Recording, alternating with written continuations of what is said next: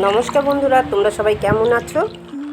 বড়দের প্রণাম, ছোটদের অনেক অনেক ভালোবাসা। হচপচ রান্নাঘরে চটপট আমি আরেকটি রেসিপি নিয়ে চলে এসেছি, তোমরা দেখতে থাকো। চলো আজ আমি কি বানিয়েছি। আজ নতুন ধরনের একটি রেসিপি। দেখো, তালের শাঁস, এখন বাজারে খুব তালের শাঁস উঠতেছে। আমি তালের শাঁস দিয়ে নতুন একটি রেসিপি বানিয়েছি। এই তালের শাঁসটা প্রথমে এইভাবে ছাড়িয়ে নিতে হবে, উপরের এই খোলাটাকে ছাড়িয়ে ফেলে দিতে হবে। আমরা তো তালের শাঁস অনেক খেয়েছি, কিন্তু এইবারে তোমাদের আমি শরবত বানিয়ে দেখাবো।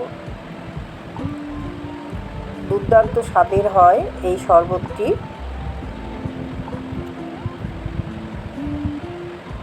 এখানে আমি 4 গ্লাস শরবত বানাচ্ছি, তার জন্য আমি 7খানা তাল শাঁস নিয়ে নিয়েছি।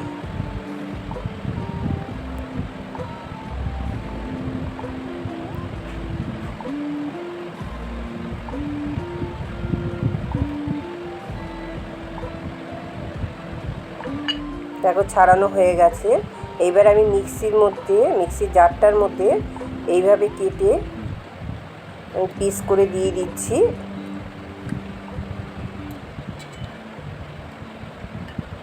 অনেক সময় বাচ্চারা খেতে চায় না তালের শাঁস।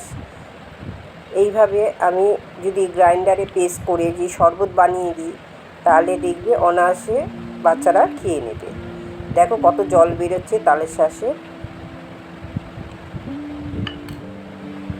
এরকম কচি দেখে তালের শাঁস নিয়ে নিতে হবে। আর চিনিটা স্বাদ মতন, শরবতে যতটা প্রয়োজন ততটাই চিনি দেবে। চিনিটা দিয়ে দিলাম, আর একটু ভাজা জিরের গুঁড়ো দিয়ে দিলাম। ভাজা জিরের গুঁড়ো পেটের জন্য খুব ভালো, পেট ঠান্ডা রাখে। এইবারে দেখো, আমি এর মধ্যে দিয়ে দিচ্ছি এইগুলোকে ছোট ছোট করে পিস করে কেটে নেব। একদম কুচি কুচি করে যতটা পারা যায় এইভাবে কেটে নিলাম সমস্ত।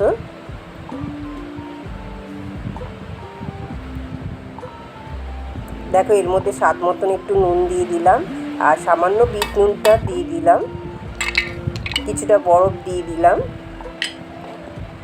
এইবারে আমি গ্রাইন্ডারে পেস্ট করে নেব।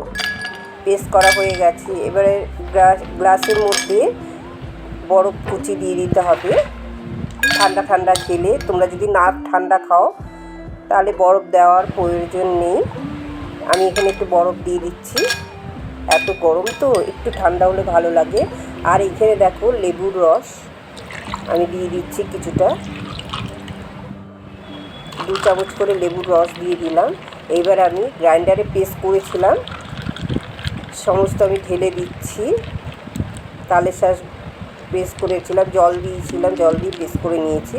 এবার আমি ঢেলে একটু গুলে দিলাম, ব্যাস হয়ে গেল তালের শাঁসের। এই দেখো, তালের শাঁসগুলো কুচিয়ে রেখেছিলাম, সেটাও উপর দিয়ে দিলাম।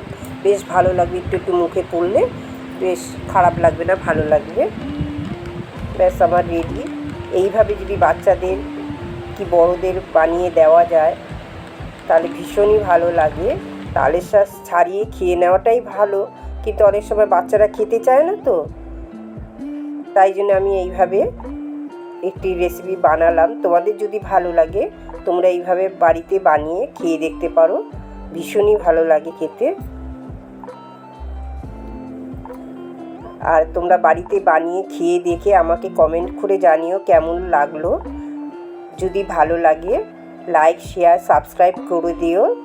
আর পুরনো যারা বন্ধুরা আছো তারা তো করবেই, নতুন বন্ধুরাও সাবস্ক্রাইব করে অল বাটনটা প্রেস করে দিও, তাহলে নোটিফিকেশান সবার আগে তোমাদের কাছে পৌঁছে যাবে।